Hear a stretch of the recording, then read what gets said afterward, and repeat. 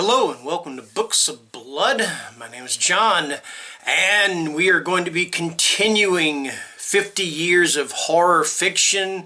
We have moved into the 2000s. I did the year 2000 in the last video, which actually at the time of this recording hasn't posted yet because I'm way ahead on making my videos and getting them scheduled.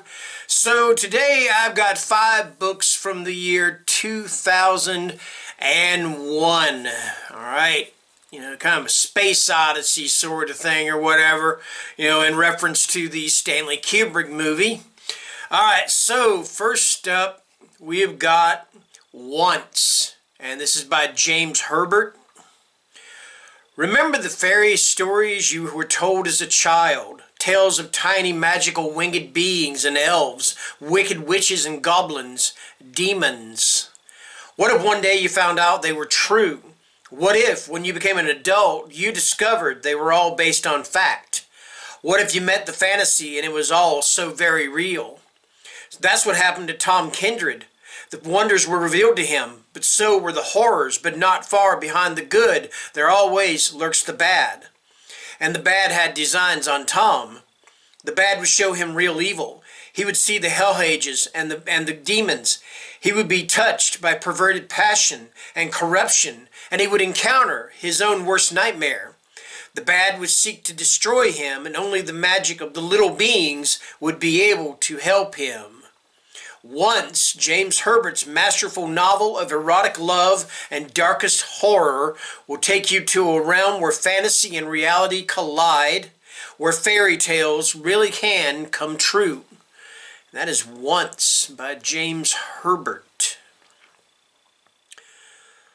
Alright, next up we have got Face, and this is by Tim Lebbon. A family picks up a hitchhiker in the worst blizzard in living memory. It's a mistake. Brand is not who he seems to the mother, the father, or the daughter. He is something more, something they fear in their own ways, and soon after the thaw they are all seeing him again. They begin to learn things about themselves and each other, which perhaps would be best left unknown. And they begin to realize other more painful truths. Love blinds, fear distorts, hate misleads. From New York Times best-selling author Tim Lebbon, winner of 3 British Fantasy Awards and the Bram Stoker Award, Face is a startling and unsettling tale that Publishers Weekly says will reward the careful reader with insights as well as goose flesh. And that is Face. That is by Tim Lebbon. Alright, next up, and I've read this book and I liked it for the most part. Alright. Anyway, this is Teeth. And this is by Edo Van Belkom. They think they're getting lucky. They're dead wrong. Detective Joe Williams has seen all kinds of brutal murder scenes. Some brutal, some gory, all disturbing and horrific in their way. Nothing could have prepared him for what's waiting in apartment 413. A man, what's left of him, lying in a pool of his own blood, his face frozen in a silent scream. That's just the first. Soon there are more victims, all male, all mutilated, seeming to have little in common except an agonizing death by castration. All of them went looking, all of them went looking for pleasure. Instead they found a killer wreaking vengeance in the most bloodthirsty way. And the only clue Williams has found is a tiny, gleaming metal tooth. Alright, and that is Teeth. And that is by Edo Van Belkom. Alright. Okay. Alright, next up we have got The Folks. And this is by Ray Garton.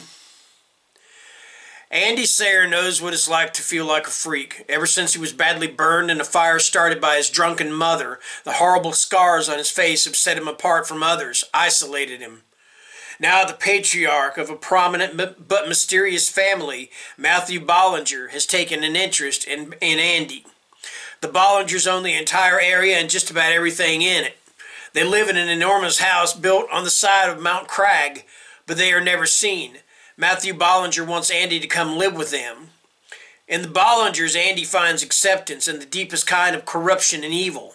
Sometimes the worst disfigurements remain invisible until it's too late. That is The Folks, and that is by Ray Garton. Alright, next, and this fairly brief synopsis here. Doesn't tell you a whole lot, but hey, it is what it is. This is Acolytes of Cthulhu, and this is edited by Robert M. Price. Noted Lovecraftian scholar R.M. Price assembles this unique Lovecraft-influenced collection of 28 rare tales from such diverse authors as Neil Gaiman, Jorge Luis Borges, Manly Wade Wellman, and Gustav Meyrink.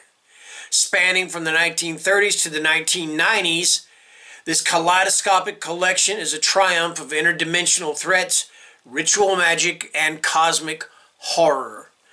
And that is Acolytes of Cthulhu. Moving on. Oh, wait. That is it. That is it for 2001. So thank you guys for watching, and as usual, take care and stay scared. Bye-bye.